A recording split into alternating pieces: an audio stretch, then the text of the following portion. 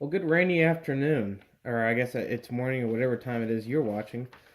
This is K5GVT, and thanks for watching this video. You know, if you clicked on this, you probably know from the title what this is about. This is about aligning a PA on a max track. And you'll have to excuse if this is a very echoey video. I'm out here in the garage, and I need some extra room on the workbench for this laptop and different things for making sure I got a pretty decent video. Essentially, down here we have a 6 meter Motorola Max Track, the 60-watt version, purchased off of eBay, and it's already been modified on the receive end by installing some brass nuts, or some brass screws rather, and it's already been programmed with various 6 meter channels, and it works okay, but it's only putting out about 30 watts. And today, hopefully, we're gonna, with the PA alignment, get that down to reasonable value, or get it up to a more reasonable power level at hopefully not at the sacrifice of too much more current. Now, back behind the laptop screen here, you'll see there's a big large power supply that's been modified. It's 12 volts. It was originally a 24 volt supply, but it's capable of 30 amps, which the radio, according to Motorola, is rated at 17 amps. And so I'm going to keep an eye on the current meter and try to tell you guys what it is at various power measurements and different channels and such. But I don't have very accurate measurement devices. This is probably the best power meter I have, is this MFJ mobile tuner, which is hooked up, and below the table there's actually a Cantina tuner via a length of, I believe that's a 20-foot RG8X coaxial jumper. We're running RG213 between the tuner and the radio. So there might be a little bit of SWR from just the RG8X being a little bit maybe older or whatever, or maybe the Cantina tuner itself. But as you'll see, you know, it's well below 1 to 1 SW, or well 1 to 1.2, so I'm not too worried about it. We're going to use the Raspberry Pi. In a previous video, I showed you how you can program these Motorola Max Tracks with DOS box remotely emulated on a Raspberry Pi. To do that, we're going to be using Mobile X term. And here is the instructions for aligning this. You can pause the video and read it if you'd like. But essentially, I have a picture of the original values that was programmed in this on the lab version of the software. So anyway, let me get tell you guys some preliminary measurements on current and power. And this is channel 1, which is 52.525, 6 meters simplex calling. And it looks like we're putting out probably 45 watts, 47 watts, and we're drawing right at 10 amps or so. Go up another channel where this is a repeater, another 52 megahertz input, and it's about pretty much right at the same, maybe just a tad bit more power water too. So, and this is a 53, I think 53.1 or something like that transmit frequency. This is a not an odd split repeater, but a positive shift repeater pair that I'm using for an HT that was actually tuned to a 6-meter repeater. So anyway, it's putting out about this little closer to about 50 watts of power and drawing a tiny bit more current. Channel 4 here, I don't quite remember. I know it's a 6-meter channel. I believe this might be a 52 megahertz frequency. Yeah, you see the power output there is about 50 watts and 10 amps. There's channel 5, and you can see we're getting a lot more power output, and we're drawing more closer to about maybe 14 amps or so, which is a pretty good efficiency, albeit we do have a little bit of SWR, as you can probably see. But here's channel 6, which is 52.550, and we can see we're actually getting a little bit under 50 watts and right at 10 amps. And so I'm not very comfortable with that one channel, channel 5. I think that's, yeah, channel 5, having that higher output power than what it should be. So I think by aligning this thing, we should get pretty good. So I'm going to go ahead and program some various channels in here, and we can go through the alignment procedure together, and hopefully I can get a video of this, because there's not too many tutorial videos on how to do this, and I had to do quite a bit of reading to, you know, find this information. So hopefully this video will help clear some things up for some people trying to do the same thing and really get these max tracks working up to a high level of efficiency. So let me get started here, and I'll get everything set up. Well, while we're waiting here, reading the rather large code plug for some unnecessary reason, I don't know why it was 320 blocks long. I should also clarify here that if you break your max track, it is not my fault, etc., etc. I cannot be held responsible if you brick yours, because, I mean, after all, this is just a hobby, and this is just an experiment. And here you can see the serial lights on the thing flash away. I think that's really cool.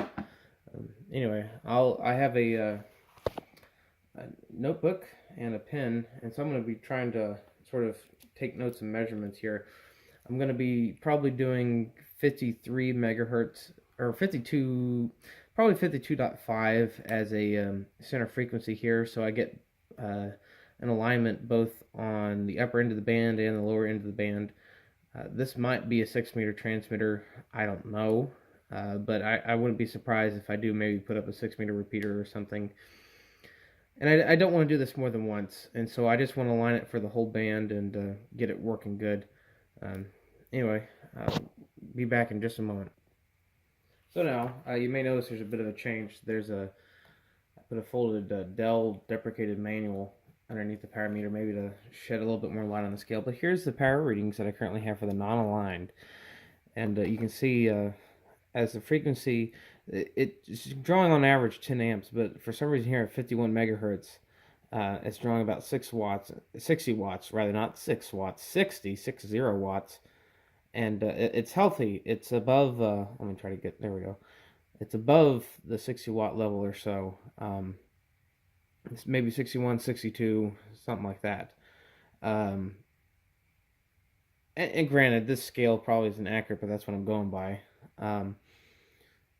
10 amps was a rough value for all the other ones in the upper 40 range, which I feel like is pretty decent. You could probably get away with this without it being aligned, and I'm just a picky person, because 50 watts, honestly, you're not going to be able to tell the difference between 50 and 60 watts. I just don't like the little bump in efficiency that's right there. To me, that sign that shows that maybe stuff isn't quite, aligned as it should be. All my values that you'll see in the reference on the back over on the, there we go, the computer are set at 67 after reading the 6-meter alignment tutorial by on our repeater builder, modifying this thing to get into the band. They don't really go over this detail. Maybe that's kind of why deep down inside I've decided to do this myself. And you can see here, this is where we've got the table and everything set for the next one. So I'm going to go ahead and set this thing to the 52, which is channel 3, 1, 2, 3, 52 megahertz position. Okay, and it may be kind of hard to see, but over here in the RSS, and I'm running on a laptop, so I have to hit a function every other time I want to hit a function number, which is kind of annoying. But I'm going to hit function, and let's see here. I'm going to get out of there, out of this menu. I'm going to do function, and I'm going to go into service alignment, F2. And I'm going to do board replacement, which is F6. And I'm going to do logic board or power amplifier board. There we go.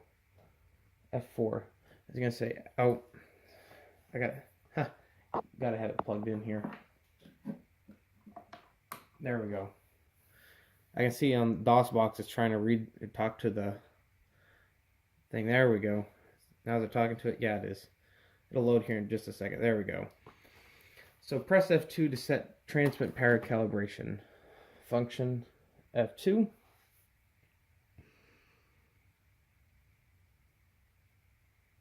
Of course, now we wait. It's flashing down here on the little dongle. There you can see my relative values of 85 or so. I did adjust the power level some from the original 67 mark. And essentially what we do here, as according to this sheet that I have over here, use F6 to turn on the transmitter and use the arrow keys to set the desired output power. So function F6.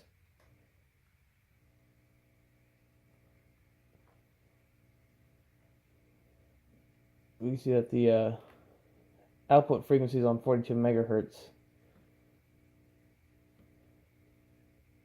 We probably should lower that, actually, since we're wanting to move it up in frequency here.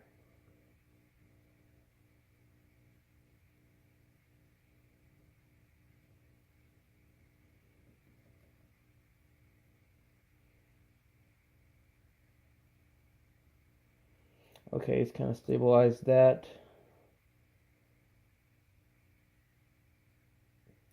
That's about 40 or so watts. I'm going to make that a nice round number. That's a little under 40 watts. So let's toggle the PTT. And now I'm going to remove this. I'm going to just plug this in here and see what our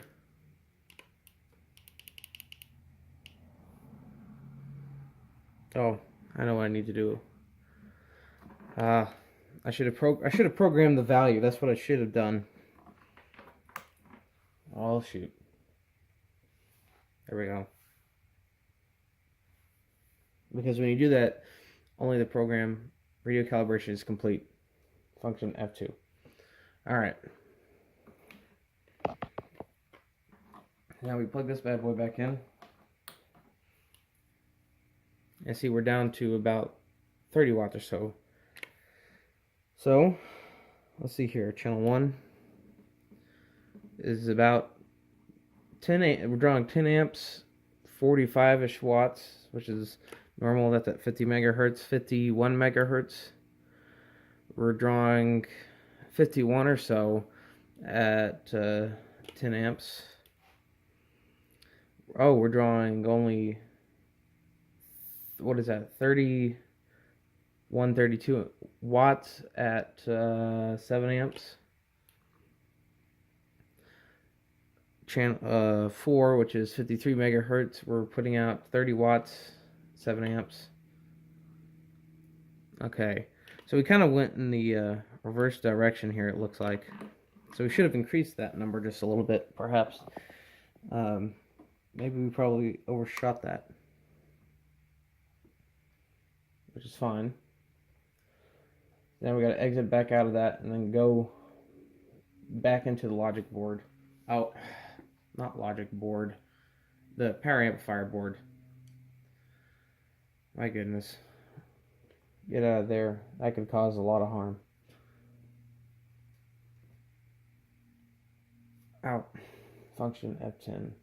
Function F10. There we go. Function F4. Boy, this is going to be one heck of a video, let me tell you. Function F2.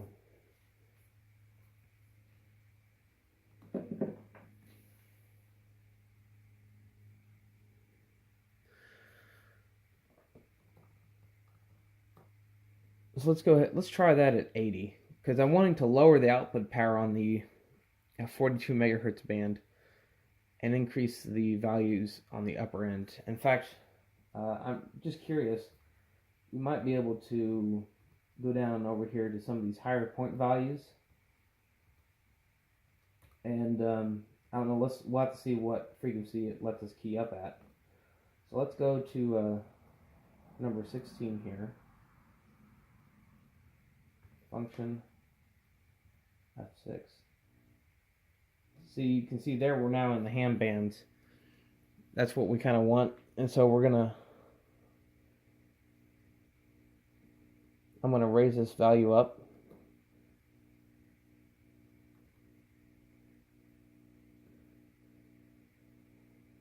by a significant amount.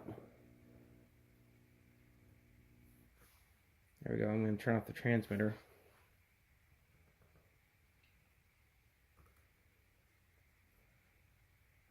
So I'm going to raise these upper values up quite a bit, since that's kind of where we want the PA to be more efficient at. Like this one, I'll go, I don't know, we'll go to 90 on it. This is 47 or so megahertz.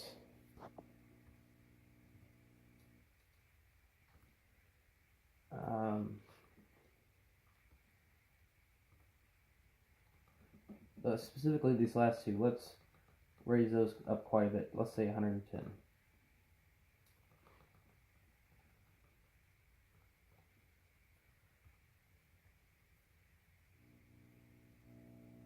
Okay, that's maybe a little bit too high.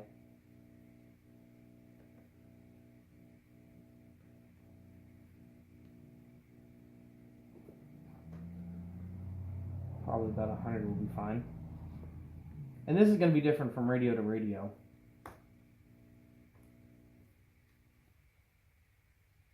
Alright. Let's try something like that. And we'll reprogram it and then we'll do another quick sweep of our values. And see what happens. Radio calibration is complete. Okay.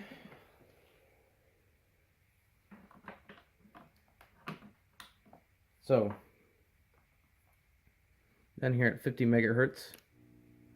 There we go, a healthy 60 watts. At 60 watts at 12 amps. 60 watts at 51 megahertz, and we're drawing again about 12 amps. Ooh, but that power is kind of low. That's 52 megahertz. Yeah, we're gonna have to do something about that. Okay.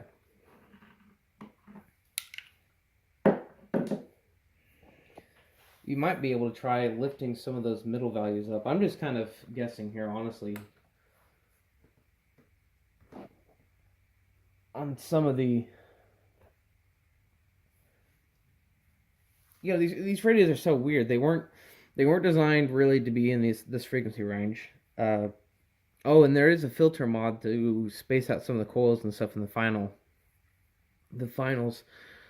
To get it to act a little bit more efficient, but I'm not going to operate this thing at 60 watts. I should be clear on that. I'm going to actually back it down to about 45 watts. But if I can get it to run really efficiently at 60 watts, then I'm not going to worry about it dying at like 45 watts. I don't want it drawing the same current at 45 watts as it does 60 watts, in other words. So let's go down here, I don't know. Let's raise this value up to 90 or so.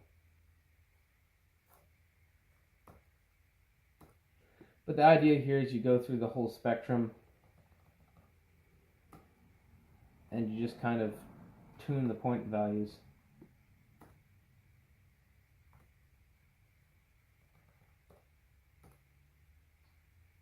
I'm sure I'm going to get somebody out there complaining to me that, oh, you're doing this completely wrong. Well, you're probably right. But that's besides the point. It's all experimental. This is at 49.49. We're in a hair over 50. No, so let's back that down. Because it doesn't need to be running like that outside the band.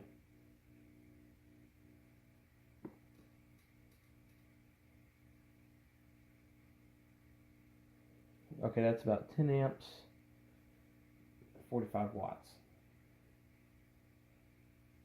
Function F6.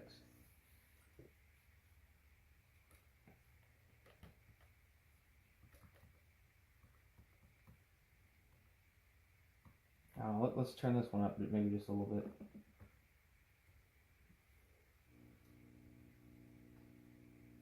Alright. Just curious, that's 44 megahertz. So function F8.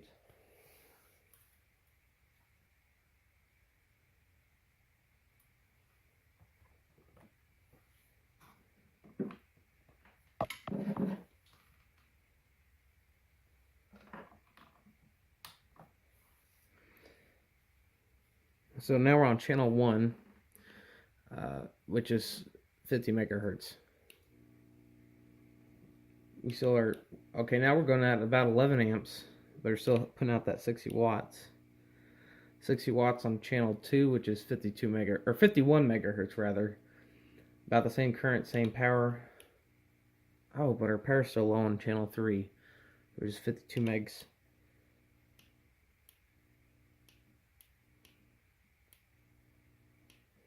Interesting. I wonder what would happen if we turned up some of these lower ones. In fact, the original one was set down to 54. What if we turned that one back up to a higher value into mid 80s? You know, you figure something like this these would be really nice if you were doing like a CW beacon. For only $30 too, you could get a pretty decent CW beacon out of this. Just try bumping it up to 90 or so.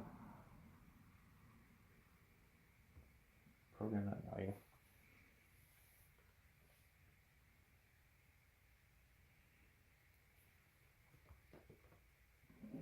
Okay.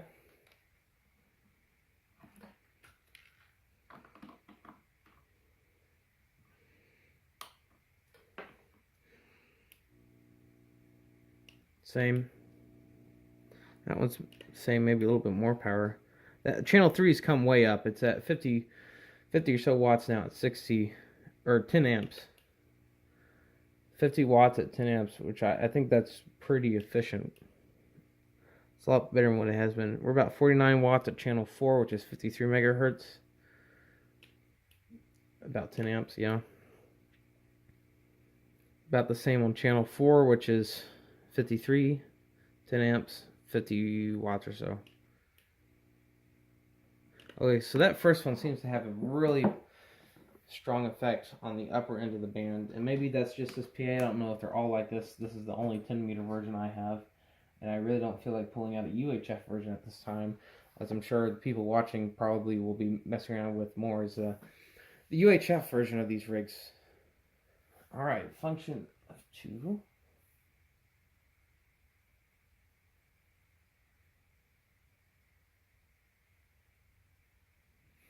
Okay. Let's turn this one up. Turn that one up. Function. Perfect. I'm being a little bit zealous on that, just kind of cranking them up there. I hate the function key on this laptop. I hate that that's a feature. You know, would it kill them just to have an extra row for just the function buttons? Alright. Then we're on 50 or channel 1, 50 megahertz. Same as normal. Maybe a little bit more power. We're drawing about 14 amps now. About 50 watts on channel 3. Yeah, not much change in those.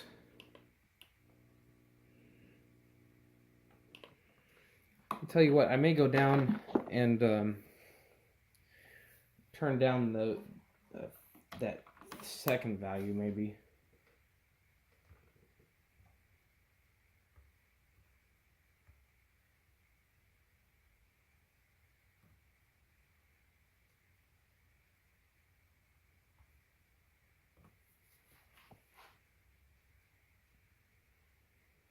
It's all a numbers game, that's all it is. So, this one, we'll go down a few.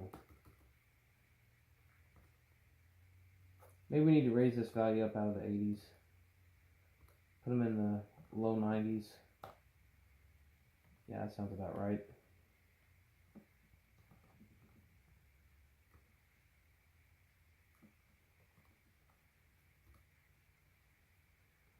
You see this little slider scale. This is pretty much your power slider. When you see the little bar that moves, these points set that power sort of range, so to speak. Function F8.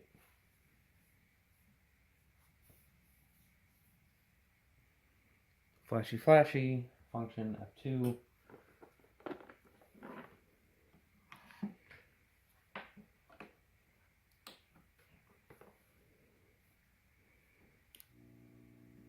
It's about the same on that channel. Maybe drawing a little bit more current.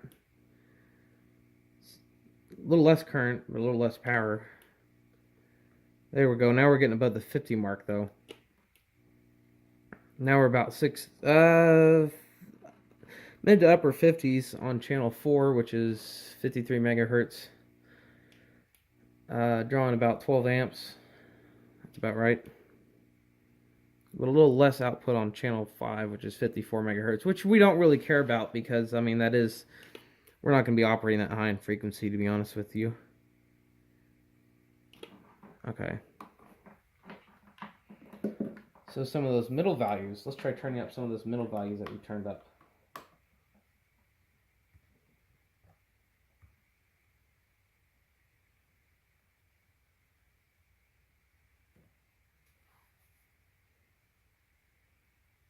This is very much it seems like a random thing. The heat sink's kind of getting a little warm too. It's not hot to the touch. So I'm not that concerned about it right at the moment. Like I said though, I will be taking this down to probably the upper 40s. Somewhere like that. I bet you we should raise that column, don't you think? Let's try those upper 90s. Let's put them in the mid area.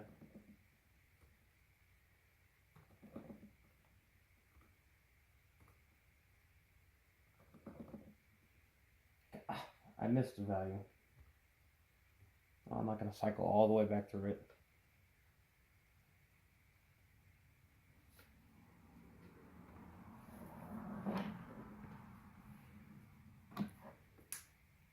I hope this video doesn't pick up too much of road noise. Like I said, I'm in my garage. Alright. Oh, that's drawing about 14 amps now. But it's putting out, 65 or so watts. Lower 50s, running about 10 amps. Mid 50s, about 12 amps. Yeah.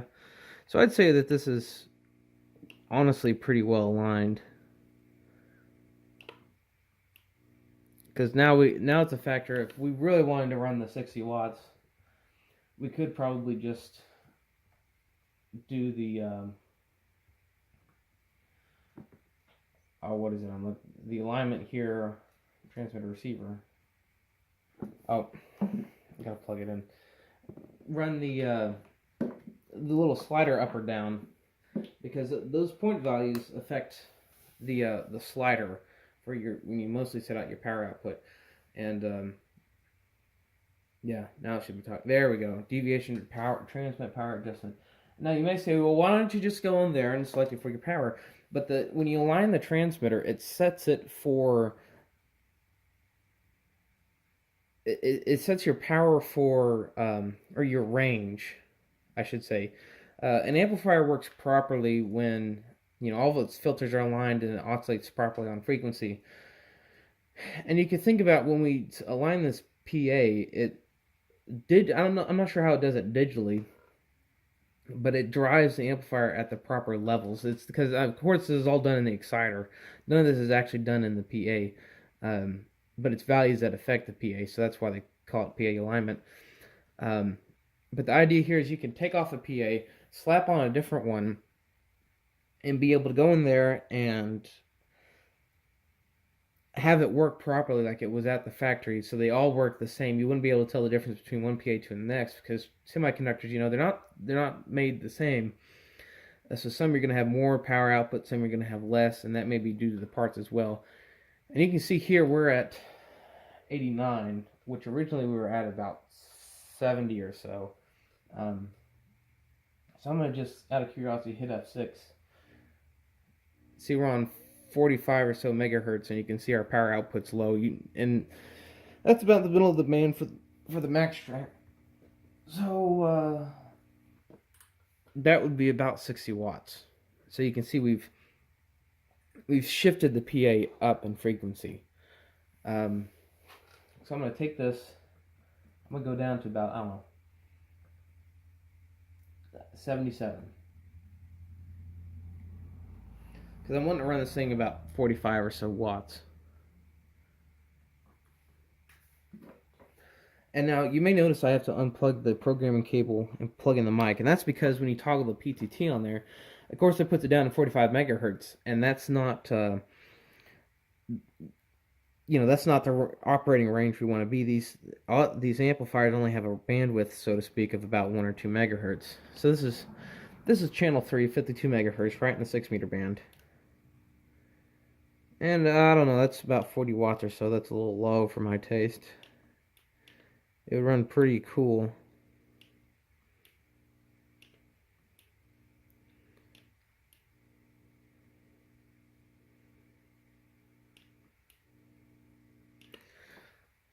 I may bump out that number just a little bit. And this is a nonlinear scale because of these set points that it has, because it's an average of the 16 points. That's why I really don't like this.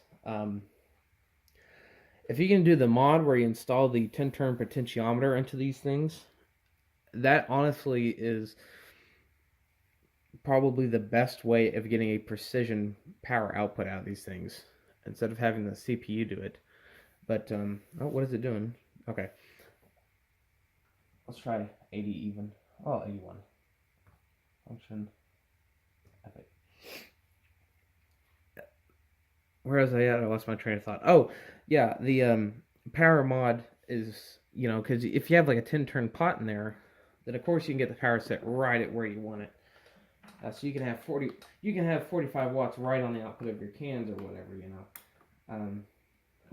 Honestly, you're not going to be able to tell the difference between 43 watts like it might give you in the power adjustment setting versus the 45 watts that you do with the potentiometer, but still. Alright, that was channel 1. That's still our golden channel. It oscillates really well there. Or amplifies really well there. Here's channel 2 at 51 megahertz. Okay, so mid to upper 40s, probably. 52 megahertz. About the same. We're drawing about 10 amps right now. It's a little low there at 53 megahertz, but I still think it's a good solid probably 40 watts or so. And we're up about 50 megahertz at 53, or 50 watts I should say. And honestly, this thing, I might be able to take it down even some more, because this thing may end up becoming a repeater transmitter, and if that's the case, in combination with the big heat sink and a fan and a little bit lower power output, this thing's gonna last years. These things can handle it when they heat up. I have a VHF Max Track, or it's actually yes, it's a Max Track on my 2-meter repeater, and it's not responding to the RSS software, the software. That's because this PA is not aligned, and it's putting out 60 watts, and it's a 45 watt mobile rig. So obviously there needs to be some adjustments done there. But I'm not going to touch it because I have a good fan on it. I know it's going to be, and I constantly monitor. I have a temperature probe mounted to the heat sink, so all that stuff is going to be monitored fairly closely.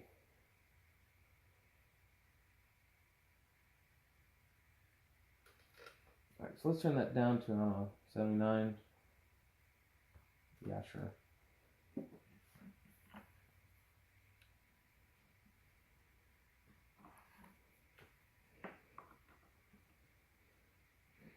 I mean, let's be real here. Can you tell the difference between 60 and 45 watts? It's only, what, 15 watts of difference? It's not even, like, probably 3 dB. Okay, so here's the, let's start. Here's 51 megahertz, or here's 50 megahertz. Here's 51 at probably the mid 40s. Drawing 10 amps of current. 40 watts. Probably 44, 43, something like that. A little less than 10 amps. I can see it is about a hair under 10 amps, which I think that channel is always run efficient. That was channel 3. Channel 4 here is just 1, 2, 3, 4, 53 megahertz, which is where we would, or not quite where we would be operating. Just a hair under, and that's probably more like 40 watts or so. Man, channel 5. 53 megahertz, still putting out quite a bit of power, but our current's gone down a little bit. That's a bit of a good sign. Let's try to bring it down even a little bit more.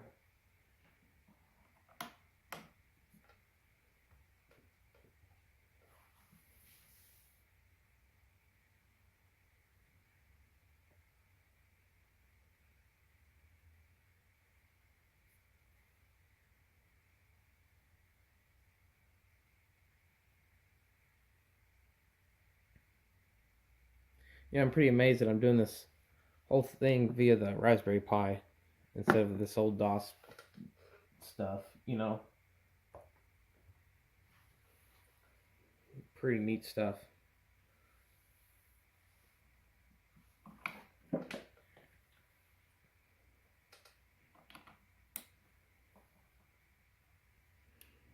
Alright, now this is on channel. Oh, hang on.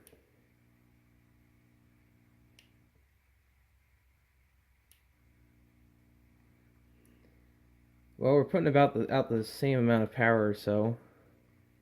Maybe a little less. I'm trying to take it down. It's kind of weird. It kind of jumped to about 49 or so watts and then jumped up again. Of course, to do this really properly, you put this on a spectrum analyzer, make sure it's spectrally pure. But I'm going to be listening on a scanner here in just a minute and listen to its third harmonic. Of course, you know, I don't imagine it would be completely gone, but, you know, it should be 61 or so decibels down. Anyway, function F7.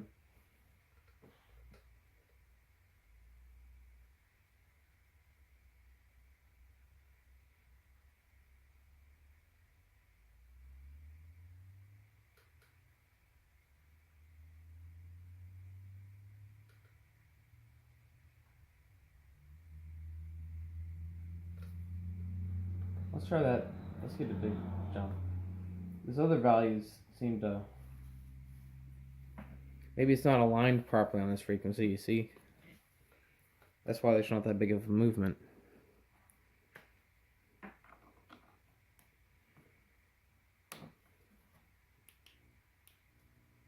Okay, see, now we're putting out about 30 watts at about 8 amps. So now we can come back up. Like I said, this is not a linear scale. Function F7.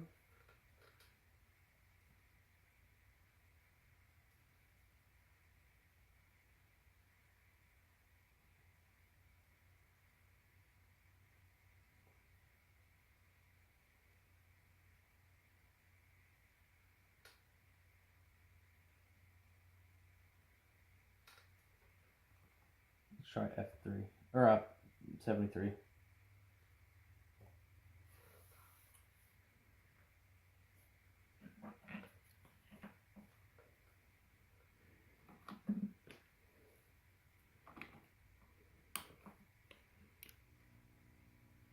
Alright, we can come up even more. Because I want to run... I do want to run in the mid-40s. There's no sense in running this at full power, but there's no sense in running it, you know, half power or less. I mean, it's kind of... It'll probably be okay running about 40 watts, which is what it is now.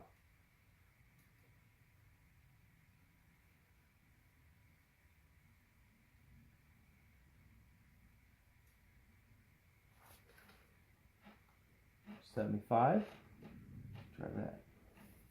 Sounds like there's an airplane going over. I'd be up at the tower site today, but there's a lot of rain coming through.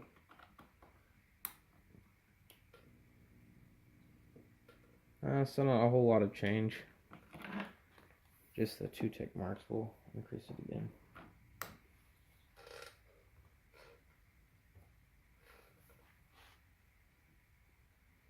I love these big, huge Motorola microphones. You can kill somebody with it by chunking them out. You know, it feels good in your hand. I wish other, like the big 4 manufacturers, and I say big 4 because I include Linko, would have microphones built like this, built like absolute tanks. Function.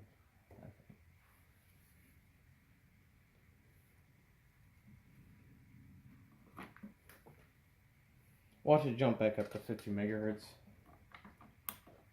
These things are a pain like that. Yeah, it's about 40 5-ish watts or so. It's about halfway between that and 50 megahertz. Although it doesn't come out very clear there on the camera, but it is. Well, that'll be it. I think let's do a final sweep. Channel 1, which is 50 megahertz, 10 amps at just under 50 watts. 51 megahertz. This will be just under 10 watts, mid 40s, 44, 45, something like that. 52 megahertz, about 10, a little under 10 amps, about the same, more closer to about 40 watts though. Of course, channel 4, that's right at 40 watts. This is 52 megahertz, and it's drawing about 8 amps. Of course, channel 5, now we're running upper 40s, and we're drawing about 10 amps though. And I can't remember what channel 6 was, but anyway, I hope you enjoyed the video. I know this isn't a very scientific way of doing it, but I thought that, you know, somebody just needed to document this, just sort of in general, you know, what they're doing. Of course, you know, I don't claim to be any sort of expert by any means. I don't claim to be anywhere intelligent of some of the guys, some of the Motorola guys who've actually worked on these rigs. And of course, before this thing really goes on the air and gets hooked up to a big antenna up on a tower or whatever, it's going to be looked at with the spectrum analyzer to make sure it hasn't gotten spurious. But I'm going to go and listen to it on the scanner and on the fundamental frequency, and as well as the you know, second, third, fourth, fifth, and sixth harmonics. You know, I expect to hear a few of them if I'm very close to it, like right against the dummy load. But you know, any significant distance away, you know, I expect it to be gone. Anyway, keep ham radio alive. As 73s, this is K5DUT. Thanks for watching.